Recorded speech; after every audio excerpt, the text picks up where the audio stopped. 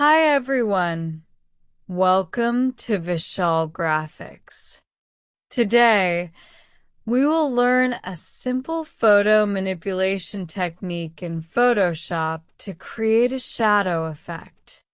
First, go to the layer and reduce the opacity. Then, add a mask and apply a soft brush. You can also do this without a mask. After that, go to Gaussian blur, adjust the opacity,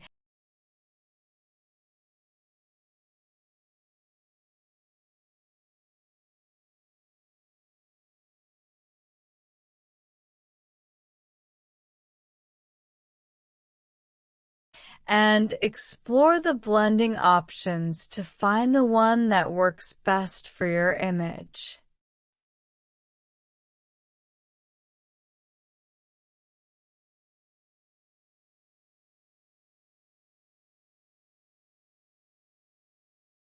And that's it. Thank you for watching the video. Don't forget to subscribe to the channel. Thanks.